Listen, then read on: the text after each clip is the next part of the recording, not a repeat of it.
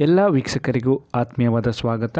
ಇವತ್ತಿನ ವಿಡಿಯೋದಲ್ಲಿ ನಾನು ನಿಮಗೆ ನಾರದ ಮುನಿಗಳು ಭಗವಾನ್ ಶ್ರೀ ಮಹಾವಿಷ್ಣುವಿಗೆ ನೀಡಿರುವ ಶಾಪದ ಬಗ್ಗೆ ತಿಳಿಸಿಕೊಡುತ್ತೇನೆ.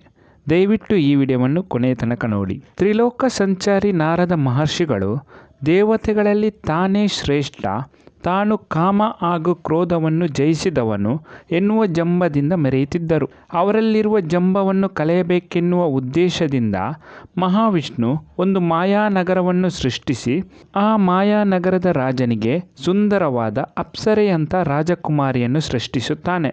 ಆ ರಾಜಕುಮಾರಿಯ ಚೆಲುವಿಗೆ ಮನಸೋತ ನಾರದ ಮುನಿಗಳು ಆಕೆಯಲ್ಲಿ ಮೋಹಿತರಾಗಿ ಮದುವೆಯಾಗಲು ನಿಶ್ಚಯಿಸುತ್ತಾರೆ. ಆ ಮಾಯಾನಗರದ ರಾಜ ತನ್ನ ಮಗಳ ಮದುವೆಗೆ ಸ್ವಯಂವರವನ್ನು ಏರ್ಪಡಿಸಿದಾಗ ನಾರದ ಮುನಿಗಳು ಮಹಾವಿಷ್ಣುವಿನ ಬಳಿ ಬಂದು ತಾನು ಸ್ವಯಂವರದಲ್ಲಿ ಭಾಗಿಯಾಗಲು ಇಚ್ಛಿಸಿರುವುದಾಗಿಯೂ ಸ್ವಯಂವರಕ್ಕೆ ಬಂದವರೆಲ್ಲ ತನ್ನ ಚೆಲುವಿಗೆ ಮನಸೋತು ತನ್ನನ್ನೇ ನೋಡುವಂತೆ ತನ್ನ ಮುಖವನ್ನು ಅಂದವಾಗಿ ಮಾರ್ಪಡಿಸಬೇಕೆಂದಾಗ ಮಹಾವಿಷ್ಣು ನಾರದ ಮಹರ್ಷಿಗಳ ಮುಖವನ್ನು ಮಂಗನ ಮುಖಕ್ಕೆ ಬದಲಾಗುವಂತೆ ಮಾಡುತ್ತಾರೆ. ಇದರಿಂದಾಗಿ ಸ್ವಯಂವರಕ್ಕೆ ಬಂದವರೆಲ್ಲ ನಾರದ ಮಹರ್ಷಿಗಳ ಮುಖವನ್ನೇ ನೋಡಿ ನಗಲಾರಂಭಿಸುತ್ತಾರೆ. ರಾಜಕುಮಾರಿಯೂ ಸಹ ಅಪಹಾಸ್ಯ ಮಾಡಿ ನಗುತ್ತಾ ಪಕ್ಕದಲ್ಲಿದ್ದ ರಾಜಕುಮಾರನಿಗೆ ಹೂವಿನ ಹಾರ ಹಾಕಿದಾಗ ಅವಮಾನಗೊಂಡ ಮಹರ್ಷಿಗಳು ಅಲ್ಲಿಂದ ವಾಪಸ್ಸಾಗುತ್ತಾರೆ. ದಾರಿ ಮಧ್ಯದಲ್ಲಿ ನದಿ ನೀರಿನಲ್ಲಿ ಮುಖವನ್ನು ತೊಳೆಯುವಾಗ ನೀರಿನಲ್ಲಿ ತನ್ನ ಮುಖವನ್ನು ನೋಡುತ್ತಾರೆ. ಮಂಗನ ಮುಖದಂತೆ ಕಾಣುವ ತನ್ನ ಮುಖವನ್ನು ಕಂಡು ಕ್ರೋಧಿತರಾದ ನಾರದ ಮುನಿಗಳು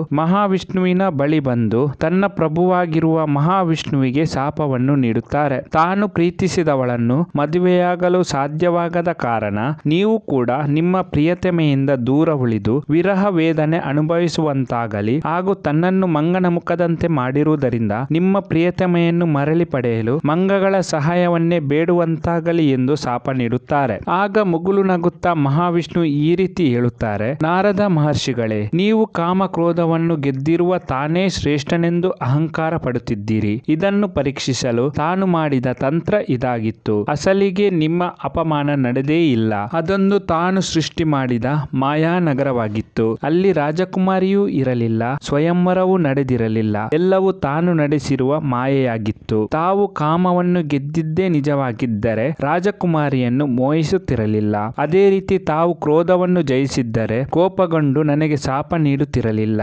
ಎಂದು ಮಹಾವಿಷ್ಣು ಹೇಳಿದಾಗ ತನ್ನ ತಪ್ಪಿನ ಅರಿವಾಗಿ ನಾರದ ಮುನಿಗಳು ಕ್ಷಮೆಯಾಚಿಸುವಾಗ ಮುಂದೆ ನಡೆಯಲಿರುವ ಜಗದ ಪರಿವರ್ತನೆಗೆ ತಾನು ಎತ್ತಲಿರುವ ಅವತಾರದ ಬಗ್ಗೆ ನೆನೆದು ಮುಗುಳು ನಗುತ್ತಾರೆ. ಈ ರೀತಿ ನಾರದ ಮಹರ್ಷಿಗಳ ಶಾಪದ ಫಲವಾಗಿ ಶ್ರೀ ಮಹಾವಿಷ್ಣು ಶ್ರೀರಾಮನಾಗಿ ಜನಿಸಿ ಬಂದು ತಾಯಿ ಸೀತಾಮಾತೆಯಿಂದ ದೂರವಾಗಿ ವಿರಹ ವೇದನೆಯನ್ನು ಅನುಭವಿಸುತ್ತಾರೆ. ಹನುಮಂತ ಹಾಗೂ ವಾನರ ಸೈನ್ಯದ ಸಹಾಯದಿಂದ ತಾಯಿ ಸೀತಾಮಾತೆಯನ್ನು ಮರಳಿ ಪಡೆಯುತ್ತಾರೆ. ಪುರಾಣದಲ್ಲಿ ತಿಳಿಸಿರುವ ಈ ಕಥೆ ನಿಮಗೆ ಇಷ್ಟವಾದಲ್ಲಿ ದಯವಿಟ್ಟು ಈ ವಿಡಿಯೋವನ್ನು ಲೈಕ್ ಮಾಡಿ ಹಾಗೂ ಕಮೆಂಟ್ಸ್ ಮಾಡಿ. ಮುಂದಿನ ವಿಡಿಯೋದಲ್ಲಿ ಹೊಸತೊಂದು ಮಾಹಿತಿಯನ್ನು ನಾನು ನಿಮಗೆ ತಿಳಿಸಿಕೊಡುತ್ತೇನೆ. ಎಲ್ಲಾ ವೀಕ್ಷಕರಿಗೂ ಧನ್ಯವಾದಗಳು.